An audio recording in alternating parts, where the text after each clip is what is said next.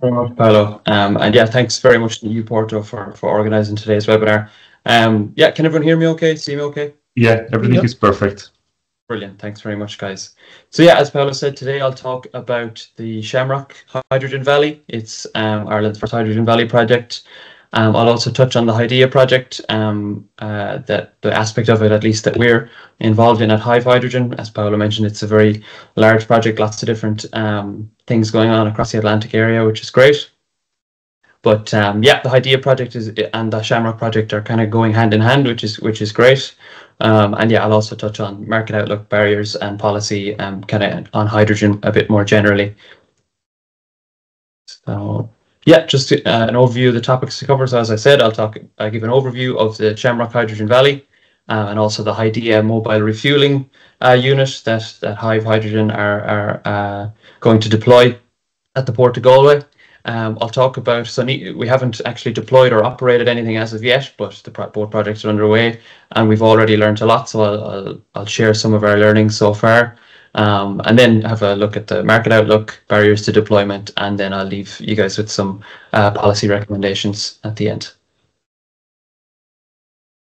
So the Shamrock Hydrogen Valley at the Port of Galway, so you can see on the right there, Galway is located in the west of Ireland.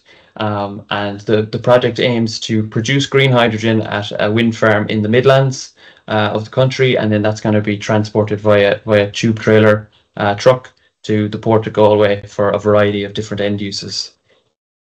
So this is our bird's eye view of the port area. So you can see we've got lots of different partners involved. Colas are a French multinational. They are a road construction company, and they produce road construction materials. So one of the key demands at the port for the Shamrock Valley project is using hydrogen to displace fuel oil in their process there. And then also there'll be the deployment of a hydrogen refueling station to supply fuel to 10 coaches, 5 trucks, and 4 vans is the aim. And you can see there's actually 3 different bus and coach companies located around the port area, so that works really well for that. And then also to say that Shamrock is ideally going to be just the first step in developing, a network of hydrogen refueling production across the island of Ireland, and of course that really important piece that is the distribution and storage network between those production sites and demand sites as well. So one thing that's really important in any hydrogen valley and in any hydrogen project really is delivering the whole hydrogen value chain. So from production, storage, compression at your site, to distributing, compression, and often another storage piece at your end use. So here the Port of Galway, and then luckily you having a variety of different end use demands, a kind of diversity. So with the hydrogen valley Shamrock project, initially we're going to have production at Mount Lucas Wind Farm. That's going to be 4 megawatts in two stages, initially a 2 megawatt stage and then 4 megawatts. Planning permission has already been secured and site works have begun there. So that's on schedule, which is great, and that's a collaboration between Bord na Móna and BOC. So Bord na Móna are a semi-state Irish renewable developer, and then BOC are the industrial gas company many people may be familiar with. So then we've got the distribution piece. So there's going to be 3 tube trailers that will distribute the hydrogen from the production site to the Port of Galway. Again, that's a collaboration between BOC and Chesterfield Special Cylinders. And as I mentioned, the hydrogen refueling station, that's going to be one of the key locations for delivery. And that's refueling station is going to provide fuel to a number of vehicles across a number of different users, and Hive Hydrogen have a role in facilitating that. And then that's obviously in addition to that industrial demand I mentioned at Colas there. And then at the bottom you'll see there'll also be deliveries to Aran Islands, which is a small regional airport in the west of Galway. And they do small regional flights to the Aran Islands that are these remote islands off the coast of Ireland. So they're looking to do some hydrogen aviation trials there, and that will be part of the project as well. So the total demand is 500 tons per year, so it's a small scale hydrogen valley, but it's a really important first step for Galway, the Port of Galway, the west of Ireland, to take those first steps in using hydrogen and then hopefully developing more from there with there's a vast renewable wind resource on the west coast. And so in terms of timeline, the realization for this is 2027-28. So then the role of the HYDEA mobile refueling unit. So there's a number of different pilots and demonstration projects going on across the Atlantic area. In Galway, at the Port of Galway, Hive Hydrogen's role is to deploy a mobile hydrogen refueling unit. And we see that as a really great step to allowing some of the end users from Shamrock to trial hydrogen with maybe 1 or 2 vehicles before they commit to a big investment in larger vehicles, and before the Port of Galway or the Shamrock project can scale up to that bigger refueling station. We get to take that kind of smaller step first. So there's a couple of different refueling options out there in terms of mobile refuelers. There's the high tanker from Ulemco, and also JCB have showcased some of the refueling capabilities mainly for kind of construction vehicles. And then, as is quite common as well, you can have these small kind of 20 or 40 foot container units, like this one from PRF here, that are often used for vehicle trials, whether that's city bus trials or things like that.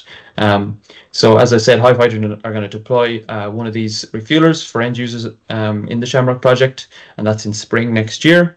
And that'll, hopefully allow them to use some hydrogen, gain some experience before making that commitment to investing in further vehicles.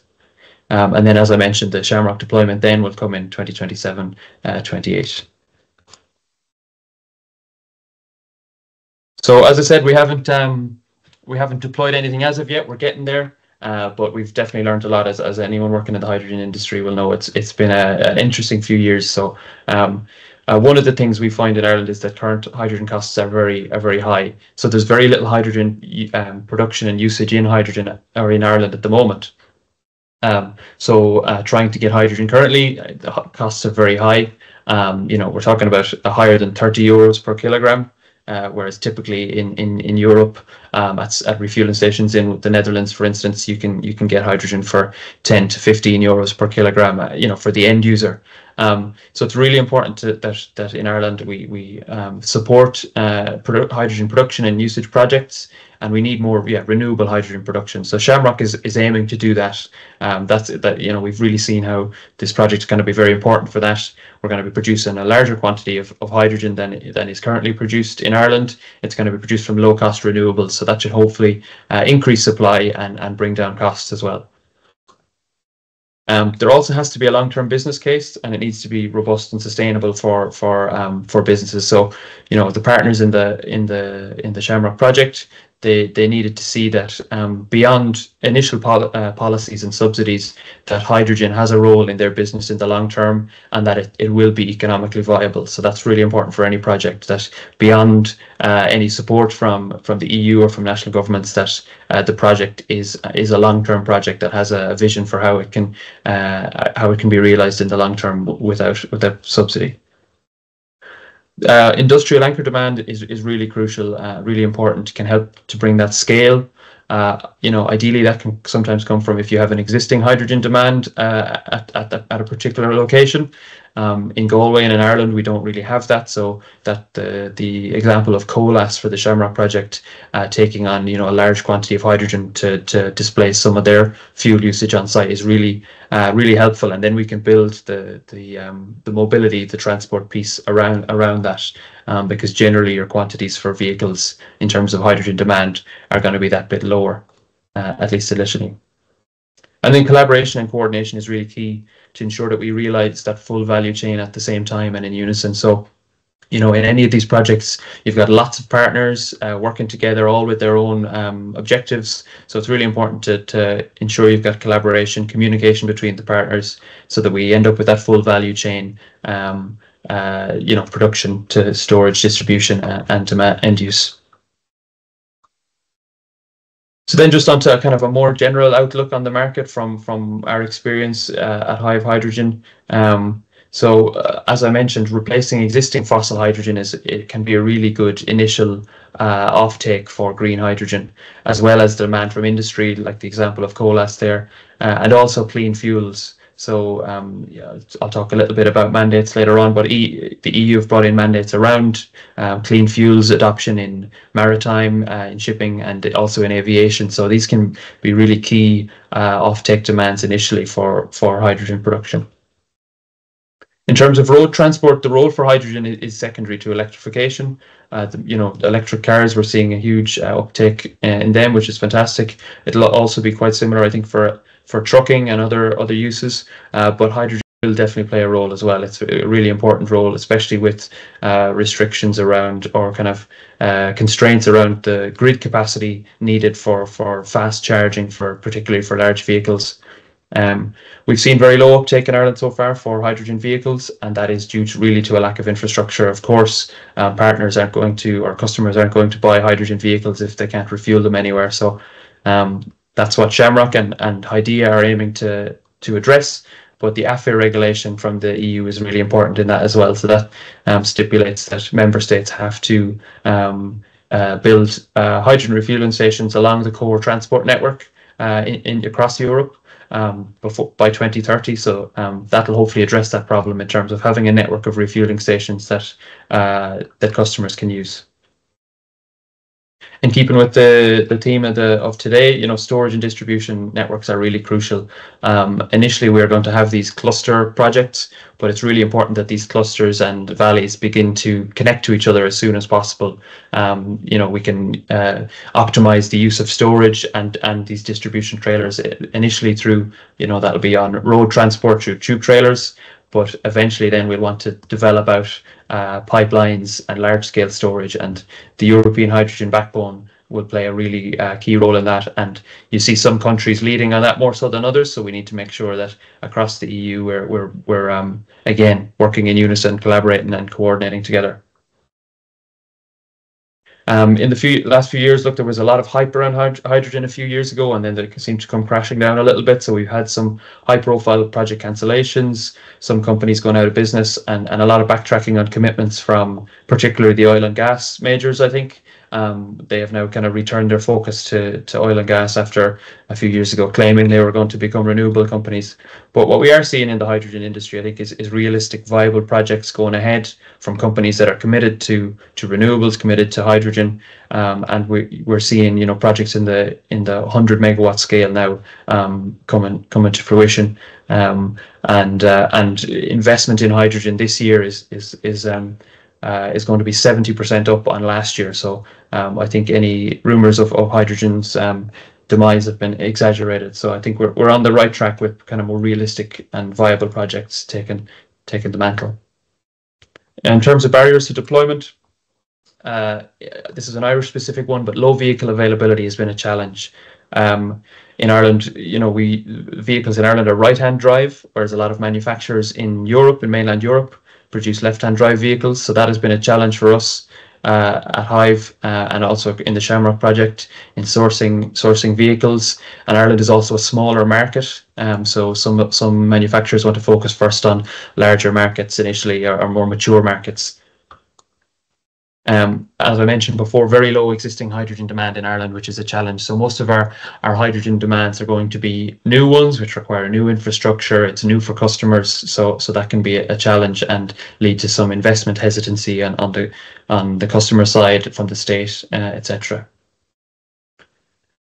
So also the strict renewable hydrogen production policy. So I'm talking here about the delegated act at the EU level, which stipulates that hydrogen must be produced from additional renewables. It must be temporally matched and geographically located in the same region, which in principle are all very important criteria that need to be enforced. But I think when we talk about some smaller projects that are initially trying to get off the ground, just to when we're talking about a few megawatts in scale. If we're to comply with these regulations, this can actually lead to kind of high storage costs if we're only allowed to produce hydrogen when the wind is blowing or the sun is shining.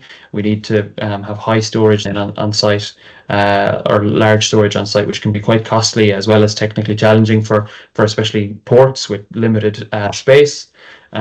And then this can increase the amount of subsidy that is required to make these projects viable initially. So I think there could be room for a little bit of flexibility in the short term for these smaller projects to get off the ground. And of course, the lack of infrastructure network is another one. Ideally, we would have a widespread network of pipelines where we can connect production and demand, and we'd have large-scale storage sites. But currently we have to build from the ground up. So again, that needs to be a coordinated approach, but it's currently a challenge.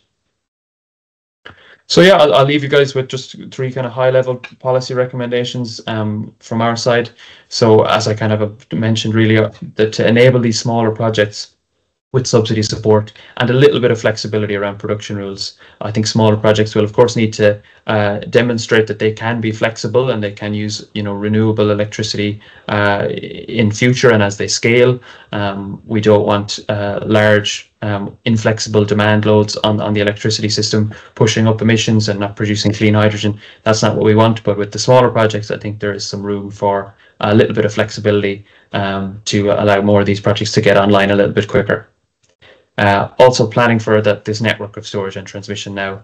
Initially that will be via road and tube trailers, but we want to get to a scale where we've got pipelines connecting production and storage and demand across member states and across Europe. And then I think mandates can be a really key way to drive demand and scale production. We've seen the EU introduce mandates around the use of hydrogen in industry and in transport. And I think transposing them to a national level would be really key, and sending the signal to the private sector that these mandates need to be met, because there are some significant quantities of hydrogen there in the next 5 years if those mandates are to be met. So yeah, that's everything from me. Thanks very much for your time, and thanks again, Paolo and you Porto for organising. I don't know if we want to take questions now or leave that to the end. I'm happy to do either.